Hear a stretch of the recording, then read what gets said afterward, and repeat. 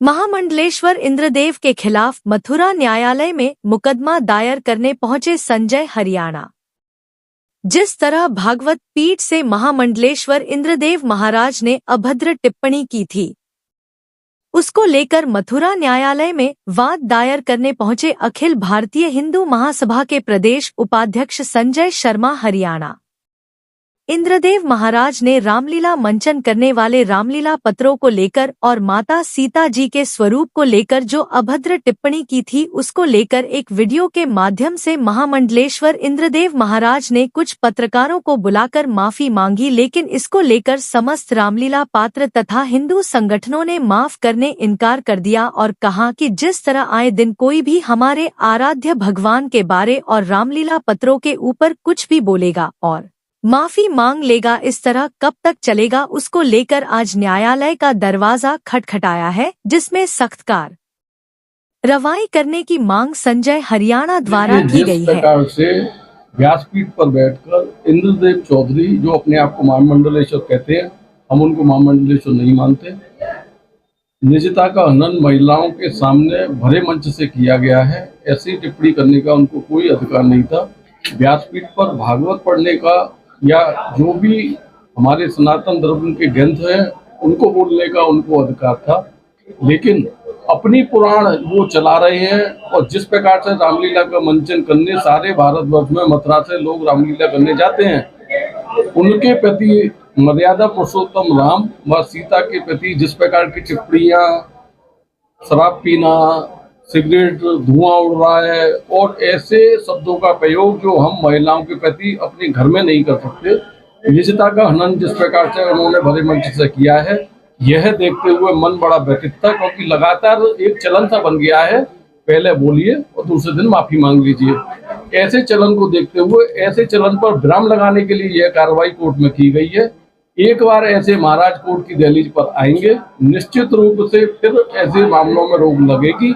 उनको भी पता चलेगा अगर हम इस प्रकार की चीजें बोलेंगे तो हमें कोर्ट तक जाना पड़ेगा, कोर्ट का सामना करना पड़ेगा। कानून पर हमको पूरा विश्वास है।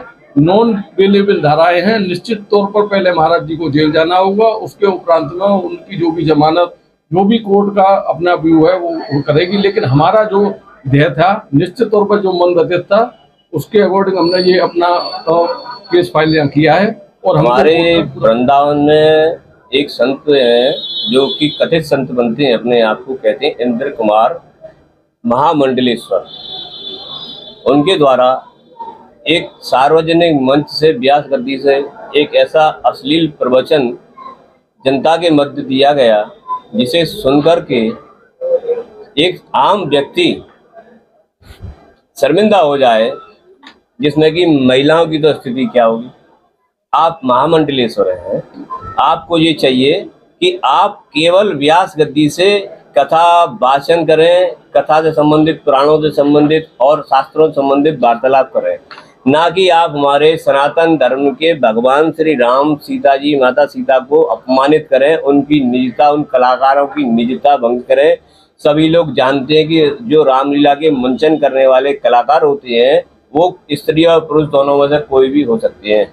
उनको स्त्री बनना है या पुरुष बनना है, उसके पीछे वो क्या करते हैं, कैसे करते हैं, ये वो ही जानते हैं। किंतु उसके बारे में महामंडलेश्वर कथित जो है इंद्रदेव महाराज द्वारा इस प्रकार का वक्तव्य दिया गया कि जिसको सुन करके महिलाएं शर्मिंदा हो जाएं, जिसका कोई दूर दूर तक नाता न कथा से, न किसी पुराण से, न किसी ऐसे प्रेरक प्रसंग से आता है जिससे किसी के प्रेरक प्रसंग लिया जा सके। इसलिए भारतीय इन सबको ध्यान में रखते हुए, क्योंकि पूर्व में भी ये महाराज इस प्रकार की हरकतें कर चुके हैं, इंद्रदेव महाराज, इनको सनातन धर्म का ज्ञान नहीं है, ये जो है धर्म से भी ब्राह्मण नहीं है। इसलिए संभवतः इनको ये पता नहीं है कि इनको मंच से, व्यास गद्दी से क्या उच्चारण करना चाहिए, क्या उच्चारण नहीं करना चाहिए।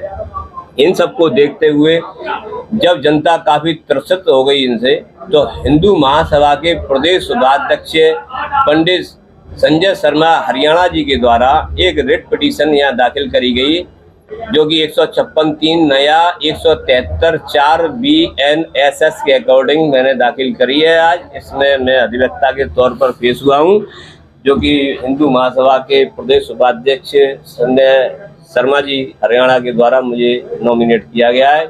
इसमें मैंने IPC 295A BNS 299 IPC पुराना 509 नया BNS 79 के अकॉर्डिंग ये दोनों नॉन वेलेबल ऑफेंस है, जिसमें 79 ये बताता है आपने अश्लील उच्चारण शब्दों से किया गया है।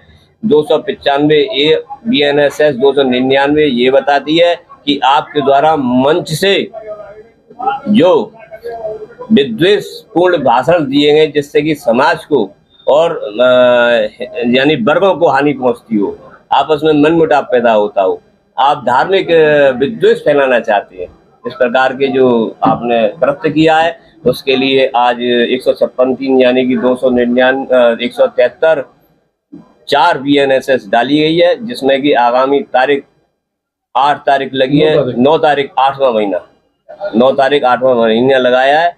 क्योंकि आज CM साहब मौजूद नहीं थे, ये CM साहब के यहाँ पेशी हुई थी, नहीं तो आज ही इसमें कोई आदेश हो जाती। आख्या मंगाई गई है ACM फर्स्ट महोदय के द्वारा थाने से। आख्या सिर्फ इतनी सी आनी है कि इंद्रदेव महाराज के द्वारा जो कृत्य किया गया उसके संदर्भ में कोई FIR इंद्रदेव महाराज के खिलाफ दर्ज हुई है अथवा नहीं।